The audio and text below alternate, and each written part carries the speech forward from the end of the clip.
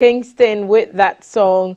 We hope you're having a super swell mini Friday because tomorrow is Friday, but today is Thursday, and we are trying to just get to the end of the week so some of you can get some rest. But before we continue the rest of the day's activities, let's consider this issue about the Bank of Ghana giving July 31st for all commercial banks to use armored bullion vans to transport cash across the country. The Bank of Ghana, BOG, in 2021 issued a directive for all financial institutions to procure the protective, sophisticated vans to transport their monies, failure of which the bank said it would not admit any substandard or soft-skinned cash in transit, which is what they call the CIT vehicle, into any of its premises nationwide. The deadline was extended to July 1, 2023, just after we witnessed the Jamestown robbery attack on the bullion van, in which a police officer was killed and another person who was standing by was hit with a stray bullet. Recently, another police officer was killed at Ablekuma Fan Milk in a similar fashion, and we saw the CCTV footage. And the series of robbery attacks on officers accompanied substandard vehicles for cash transfers.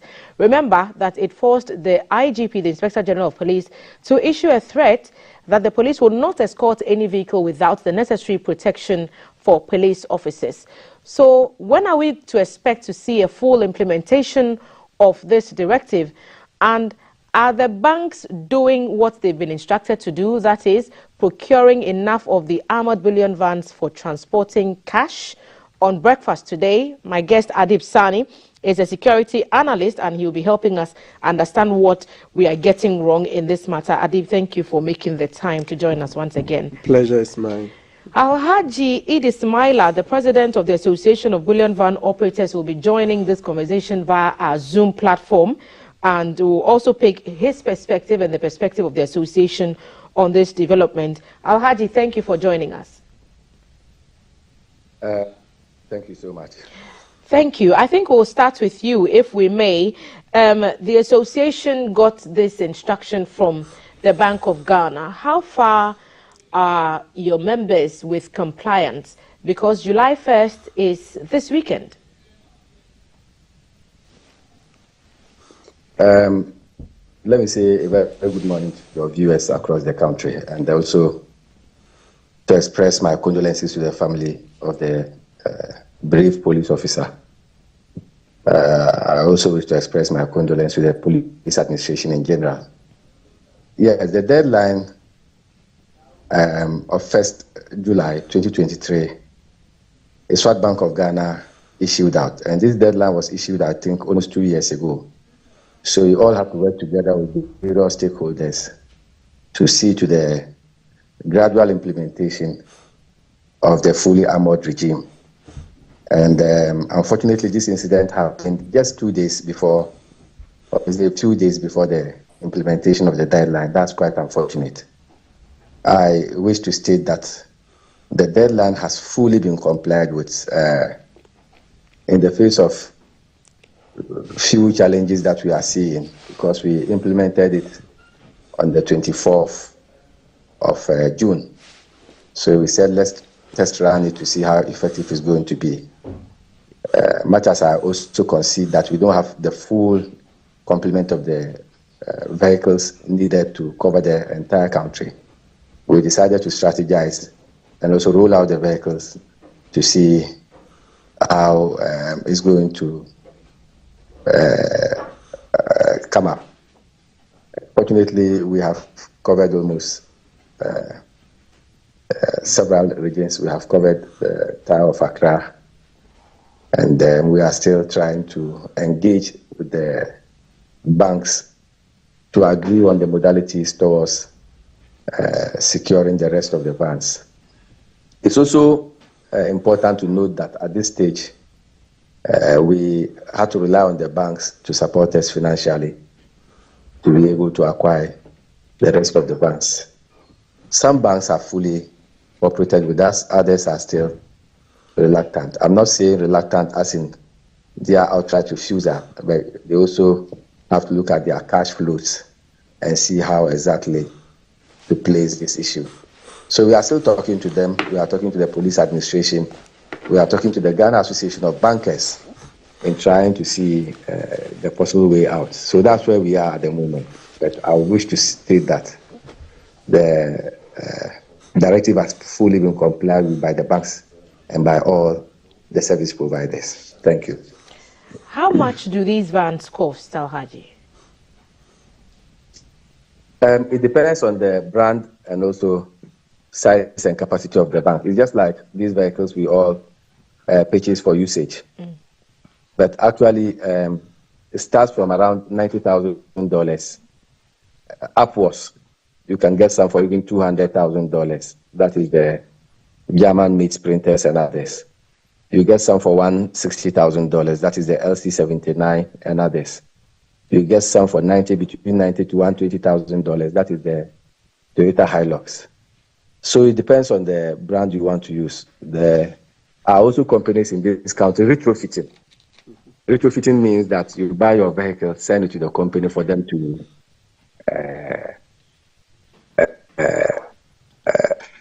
this thing to modify it. To upgrade, yes, to upgrade it for you by using ballistic material. Yes, it's legal. Most of the companies that are retrofitting have clearance from the Ministry of Interior, but we are also working closely with them because of the national security implication to see what modalities to put in place to make sure that their sector is also well regulated by us. If I say us, I mean the end users. So we are still talking to them. Okay. On retrofitting, recently in the recent attack on the Billion van at Ablekuma, there were concerns that that van in particular may have been retrofitted. Now you're saying that it's allowed. Are you able to give us a definitive answer on whether or not that van, that Ablekuma incident, the one involved in that incident, was fit for purpose, was retrofitted well, or met the criteria? These are two questions you've asked, if I understand you. The first one is to find out if the vehicle was actually retrofitted. And the second one is to also find out if the vehicle is fit for purpose. I'll start with the second one, fit for purpose. Yes, before the implementation of the deadline, it was fit for purpose because that was what the industry had. So it also answers the first question that the vehicle wasn't retrofitted. Retrofitting means that the ballistics material used should be able to repel the force of bullets, so that once you aim at it and shoot, the bullet doesn't penetrate. So in this case, you notice that the door was open. The vehicle wasn't retrofitted at all. And I don't know what happened inside the vehicle. What I saw was the driver was trying to come out. The policeman was trying to come out of the car. So they took advantage of you opening the door and then attacked him. But that vehicle wasn't retrofitted at all. It was a soft skin van. And then we were allowed to use those vans because we hadn't hit the deadline of 1st July. Most companies haven't procured their full requirements. So we kept blending soft skin and then the armored vans, few armored vans we had then to be able to serve our clients. So on that score, that vehicle wasn't retrofitted. So if this vehicle met the standard, what should have been the case when the van was attacked? If it was fit for purpose, what would have been different, or what possible different scenario could we have seen from this Ablekuma incident, would you say? You notice that one retrofitted fitted vehicle was hit in the industrial area, I think around 2021, and the vehicle belonged to Montran. The bullets couldn't penetrate, so the driver fled. Immediately they started firing at the vehicle. It couldn't penetrate. So that would have been the effect. If the policeman hadn't opened the door and then the vehicle were retrofitted, certainly the force of the gun wouldn't have penetrated the skin of the vehicle to hit anybody in the vehicle. Now you also notice that we are also faced, aside implementing the full regime of the armored vehicles, is also to look at what happens if a cashier or a policeman comes out of the vehicle to attend to a client. That is where the danger is. So we are trying to get them bulletproof vests, and also working hand in hand with the police administration to sensitize the policemen in the vehicle as to what to do. We are also looking at increasing the number of policemen in each vehicle. There are several issues we have had discussions on, which relates to security and which is not supposed to be given out there. But we are also working together, taking into consideration all the possible lapses that this armored vehicle regime would bring for us to address it. Most of it has been addressed, but we are still talking and looking at possible ways out to find permanent solutions to this rampant attack. Right. Let me also add that most of the vehicles now are monitored from a centralized location. So as in, if the vehicle is going, apart from the tracking information we have, we also receive live feeds from the movement of the vehicle. What happens in front of the vehicle, what happens behind the vehicle, and these are all recorded. So there are several issues we have done, and we are still open for improvement. I mean, this is something new is developing, and we have also decided to, once we implement, we are going to go around the world to check on other countries how they actually. I've heard suggestions, Alhaji, that perhaps these vehicles, apart from being fully armored, should also have escorts by way of, riders who are also officers. Is that something that is the case, or is it not the case? You see, we have looked at all the options, and let me say that certainly there would have been chaos on our roads, because you can imagine the number of armored vehicles plying our roads on a daily basis. And so if each and every vehicle has to be escorted, then that means that life on the roads would have come to an end. That shouldn't be the case. The most important is to gradually implement all these recommendations we have arrived at as a result of our consultative meetings with our stakeholders to be able to boost up security in the vehicles. I just gave you one, that we should have the number of security men on each vehicle increased to 2 instead of 1. You see, the thing is that once you move out, certainly there will be risk. But what we have to do is to make sure that the risk is minimized to the barest minimum. That is how you fight crime.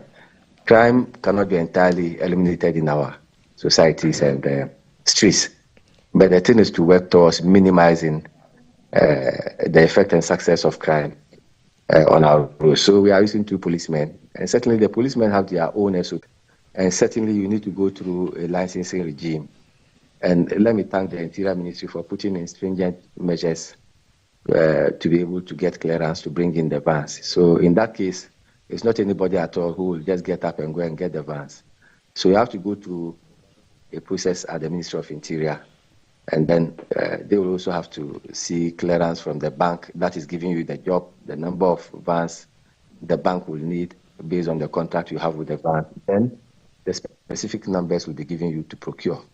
Now, once you get the clearance, whatever company you are dealing with, if it's outside the country, they will also have to receive these documentations and take it through their own internal security procedure to also get clearance from their own countries, and also the foreign affairs attaches in the countries we are dealing with, working on behalf of Ghana, to be able to get clearances to manufacture the vehicle. Once the vehicles are manufactured and exported, it also comes through a process. Once it arrives here, national security will be involved, the police will be involved, and the whole task force are involved in making sure that the vehicle actually matches or conforms with the standard issued by the regulators. Right. So once they clear the vehicle for you, then it goes to Bank of Ghana for them also to stamp on it before the vehicle is handed over to you to use.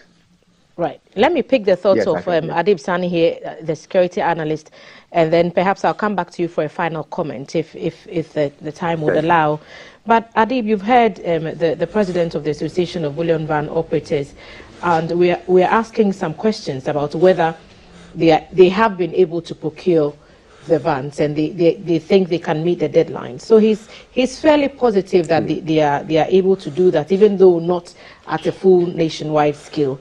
But will that stop the problem of these attacks on the bullion van? Is that the solution? All right, thank you so much. A very good morning. A very good morning to Alhaji Edie. It doesn't completely stop robberies. Armored bullion vans doesn't completely stop robberies. What it does is to add a layer of protection to the process. And I've keenly followed this issue because I own a security company myself. Tracking and of course the CCTV for cameras. My car, for instance, I have a camera in place that doesn't just watch ahead of me, my back, but even inside the car, both the driver and the front passenger.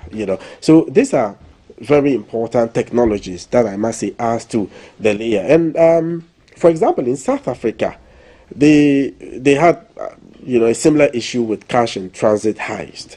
As a result, they introduced the bullion vans, armored bullion vans. Unfortunately, what the robbers do in South Africa is after hijacking the vehicle, they are able to park vehicles to obstruct its movement. They use explosives to access the money. So a lot of inventions have come up as a result, including one that would entail a push of a button, then the back of the vehicle where the money is creates a foam-like material. Okay, that strengthens within seconds, like a concrete around the money, and you wouldn't even be able to, access it. So a lot of innovations have come up. But what I am, to be honest, disappointed about is the bank's inability to fully operationalize this. 2 years is more than enough. The banks make money. They make a lot of profits. Even if they cannot buy those worth $90,000, $200,000, we can start modestly by retrofitting it right here in Ghana. So it really beats my imagination that some would subscribe to it, others don't. And by the way, with the Bank of Ghana directive, so far as I am concerned, and I'm glad Alaji is on, so if there's any factual inaccuracy, he would correct it. Bank of Ghana was more focused about the bullion vans that comes to its premises to collect money or to deposit money. But what happens outside, it looks like it's not their business. But as a regulator, I would expect that they even stop doing business with banks that transfer money, move money around in these pickup trucks rather than armored vehicles. Can they do that? They should be able to do that because this is a matter of safety. This is a matter of life and death. So if you really care about the officers who escort these monies, including the bank, the police officers, etc., you should be able to procure Doesn't everyone have a role to play? For example, we are talking to Alhaji Ismaila, who's the president of the Association of Bullion Van Operators. They have their role to play. And I presume, and Alhaji can correct us if we are wrong, I presume that they also have, as part of their SOPs, standards, which if a bank wants to engage with them, they also have to meet before they establish that relationship. So shouldn't everybody just perform their roles, or is this solely a central bank regulation issue? Everybody has a role to perform. Okay, Alaji's outfit, they have a role. Bank of Ghana, the commercial banks, the police, the media, we all have a role to play. But like I said, it's not absolute. There are some other issues that needs to be handled. Alaji spoke about the SOPs for the police officers and all that. I think even beyond the bullion van issue, the police should pay attention to the anti-robbery squad. Add some training to them on movement of money, and I'm sure they will be able to do better. Because there were some lapses, SOP lapses, with the Ablekuma issue, the manner in which it happened. I think the police officer, immediately they got there, should have gotten out of the vehicle and taken a defensive position. Are you able to tell us what the procedure should have been? And I asked Alaji this, that under different circumstances, what should we have seen? People have questioned, should the van even have been at the petrol station in the first place? What was it doing there? Are you able to make stops along the way when you're transporting money to buy fuel or for whatever reason beyond an emergency? Is that something that is regular, or is it normal? Well, I doubt strongly the van stopped to purchase fuel. Two things I think happened. Either the bank went there to pick up money. You know, there are some businesses like the shopping chains, the malls, etc. They are not able to move the money themselves to the bank, so the banks come for the money. Or perhaps there's an ATM machine there, and they came to, you know, restock it, to service it, something like that. Okay, and sometimes they put money in it and all that. So that is what I think happened. However, when you look critically at the video, and I've had a reason to watch it over and over again with even my professor, because I'm a criminology researcher, and it's quite obvious that these guys who perpetrated the crime are masters at it. They are professionals, and I'll tell you how. First, when you are driving in the, you know, in the streets, we tell you that keep an eye on your environment to be sure nobody is following you. But it's quite obvious these guys gave the bullion van a bit of a distance. Okay, so you realize when they got to the fuel station, it took the robbers seconds to arrive. Then it took the second two longer to even arrive. That means there was, you know, enough space.